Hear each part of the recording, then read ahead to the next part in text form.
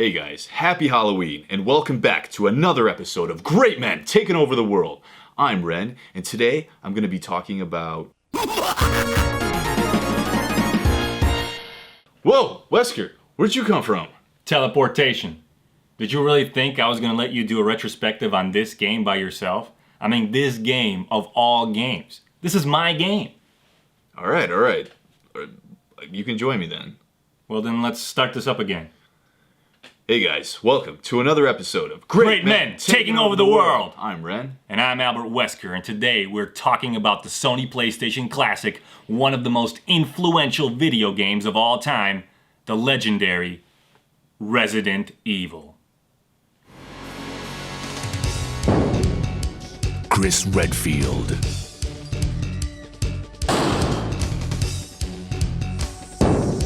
Jill Valentine,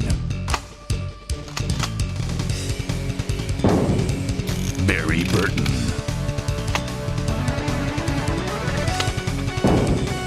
Rebecca Chambers, Albert Wesker.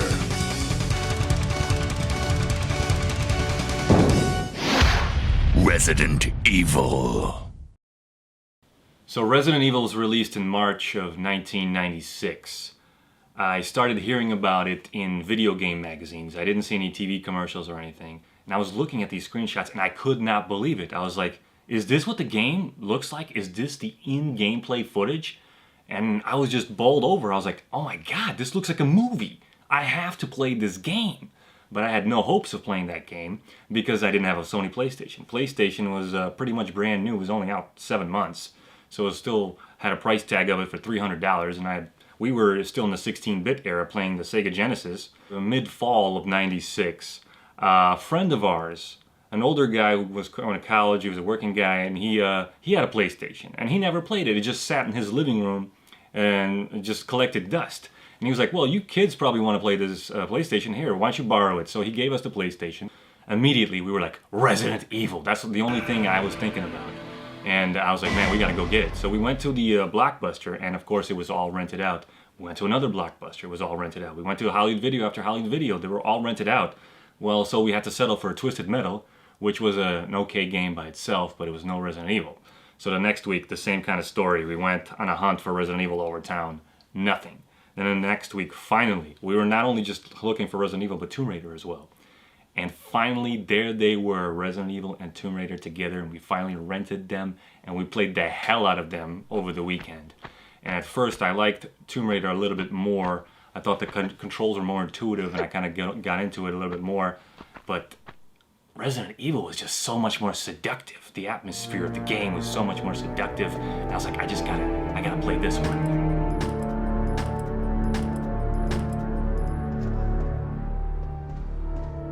And then we rented it like a month later again and played the crap out of it. And my goodness, I just wanted that game so bad. And eventually that friend of ours that let us borrow the PlayStation, he said, you know what, guys, just keep it. I don't even need it. And we're like, oh my God, we have a PlayStation. Nearly September of 1997, Resident Evil Director's Cut was being released. And I had enough money to buy it. And the main thing that got me hooked into the game, drew me into the game, was the overwhelming cinematic atmosphere of the game. It was like, for the first time, video games were capable of simulating a movie experience. Now, as much as I loved video games then, my main love was always cinema, film, movies, and the fact that I could finally, for the first time, play a game that looked and felt and sounded like a major motion picture, a horror movie that I can play. It was incredible. It was only with the arrival of the PlayStation and those systems that we could finally experience this immersive next level of gaming. This is the game that I've been waiting for, maybe my whole life. Resident Evil. How I got into this. My brother had an EGM magazine.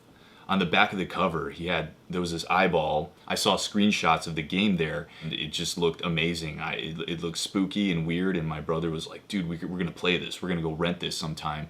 And so eventually we rented it, And the first thing I noticed was the cinematic thing, you know, that it comes on, and I've never seen anything like this before. We came from the 16-bit era and going into like a full-blown live action cinematic scene going on there. It was, wow, it just sucked you in right there with them wandering through the grass fields, and then that dog lurking around, and it was just, the music is just, you know, these sinister editing techniques, and I was just like, whoa. The whole tense sequence of the dogs chasing them into the mansion. Jill, run for that house! Once you enter the mansion, it's just like pure nostalgia for me now looking back to it. It just, this brooding atmosphere was impeccable. And you immediately notice these pre-rendered backgrounds that provide so much more detail than what you are normally seeing in other video games. And then the game has all these camera angles and vibrant colors, these contrasting weird colors that you might not expect to be in a horror game. And that's very iconic to me for Resident Evil, is just this strange, ornate atmosphere of it, of how everything is arranged. You know, we're just walking into the dining room, and then we see the first part with the zombie who's eating Kenneth Baker, and it just blows your mind.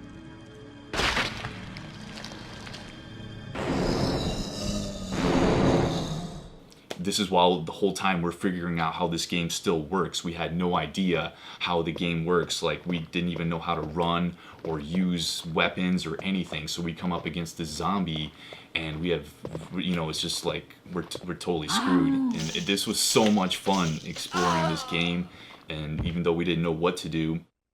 One of the first few awesome memories I have of the game is I was walking through the hallway, the one where it's above the stairs on the second floor where the chandelier is hanging, and you walk in through that door, and there's two zombies surrounding you on both sides of the corridor.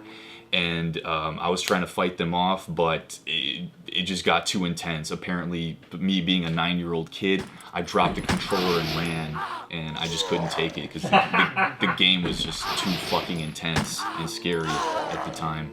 It was brilliant. I loved it so much. I just would love wandering those hallways endlessly. I would just take my time and wander through those hallways all over at night.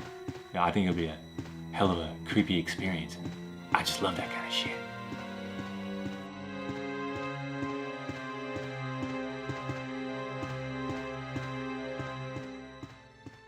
One of my favorite things was when you go and find the Keeper's Diary. I think that was the best representation of the story of the game. You know, there are cutscenes and stuff like that, but I don't think they explain the story as well as the Keeper's Diary, which tells about how this guy that works at the mansion, you know, takes care of the dogs and all these things, and then things start suddenly going wrong, and he's keeping track of all these details, and you're just like imagining all this stuff, and it's just like, whoa, it really sucks you into it, almost like a novel. And I thought that was so cool, to the fact that in my 3rd grade class, I wrote a story that started off as that Keeper's Diary thing, which was so cool, and I was just so passionate writing about that. And it was funny enough that once that part, you know, finished up that I was writing, I didn't really know what else to write about it, so I just started turning it into a strategy guide and just saying like Jill found an herb here, and then she turned right and went up a stairs, and then there were 2 zombies, and I just kept doing that, which I thought was ridiculous. And what was so cool was with that Keeper's Diary story, I would intrigue other kids in school. I would tell them about that. I'd be out in the schoolyard just telling the story to them. Resident Evil is obviously heavily influenced, heavily indebted to films of the past. And now I was thinking about what movies could have inspired Resident Evil's design. Obviously you have to go back to George Romero's classic Night of the Living Dead from, I think it's 1968, the black and white film.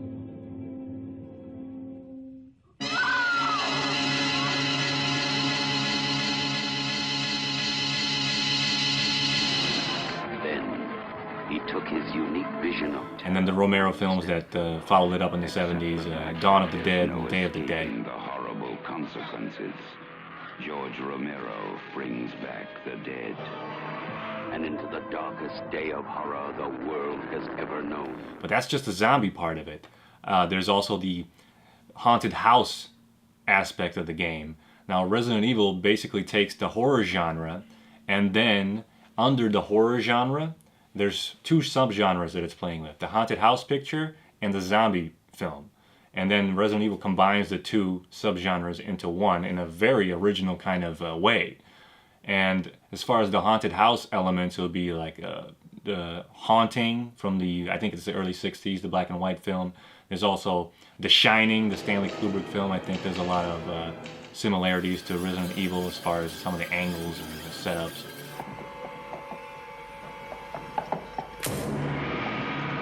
And then probably Japanese horror films, Italian horror films of the 70s and things like that. Maybe some Dario Argento, Suspiria is a good example. So there's a lot of backlog of different cinematic influences that went into this game.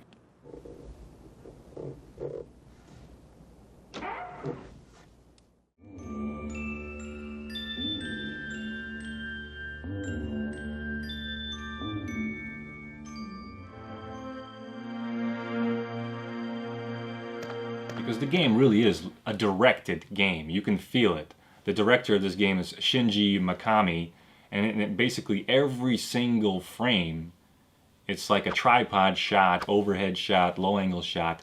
It's a fixed frame, every single shot in the game. So there's no moving camera at all. And every single frame has to be lit perfectly, angled perfectly, the production design and art direction on point. And I played the game a few days ago all the way through over the course of a couple nights, and I was just like, man, this is fantastic. This is a fucking fantastic movie that you can actually play. So I'd say my favorite iconic moment would just be the whole first part of the game when you're in the mansion and just unraveling this mystery. It really feels like you're investigating this place. It's claustrophobic, yet has these huge open spaces like the main hallway. The music just sucks you in there too. It's horrific, but slightly subtly beautiful and classy at the same time. You don't know what doors are locked, you don't know what's open, you don't know what's gonna be behind the next door, if there's gonna be zombies, do you even have enough items or anything like that? So I just say the whole first portion of the game is just phenomenal, how you're learning how to play it and just experiencing the atmosphere for the very first time is just exotic. And I really love that red hallway on the second floor, that bloody red dark hallway with the zombies in there, and that's when that music kicks in. It's just, oh man, it's so Resident Evil.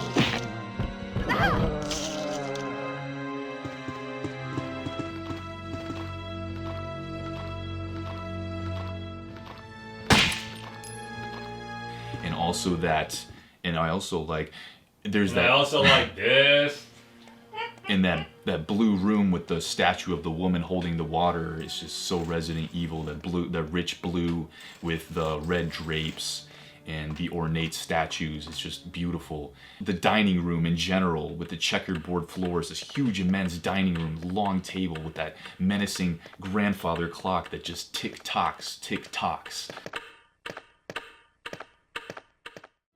That strange greenish, yellowish hallway that wraps around into the stairwell where there's 3 zombies in there. That's such a strange looking, menacing room. It's just fucking demented. My favorite part of this game is when you go back into the mansion after beating the guardhouse. Now, you go back and everything has changed. You got new enemies, these hunters, these killers are all over the place, swarming and trying to kill you at every instance that they can. Then, when you beat the snake, you fight the big snake for the second time and you kill it once and for all.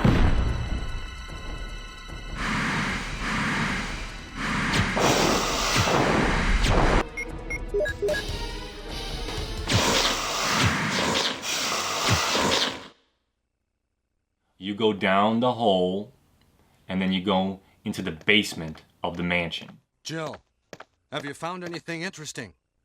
Yes, but I can't see very well. How about going down to check by yourself? I have a rope here.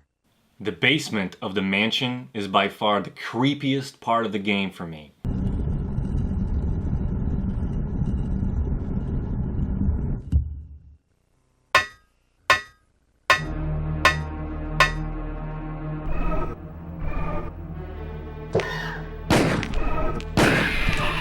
place is just swarming with enemies, hunters and zombies. I mean, they're all over the place, and the music is so sinister, so disturbing.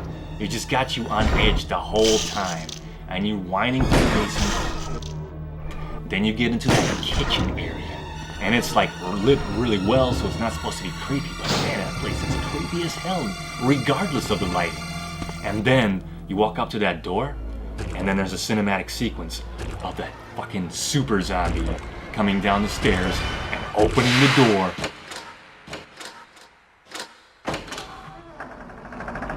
And coming out, and you gotta take him down. You gotta fire like a 2 or 3 Colt Python Magnum shots at his head.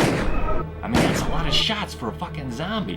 After you kill him, you run around the corner to the elevator, and there's a son of a bitch zombie just laying down the ground, playing dead. He starts biting your leg. You gotta kill him. That was a surprise. And then you go up the elevator, and you're over there, and just like more zombies, more hunters. I mean, this is an incredible part of the game. I think it was the most just, ooh, yes, like a horror atmosphere. It was perfect. Like, just took it to another level.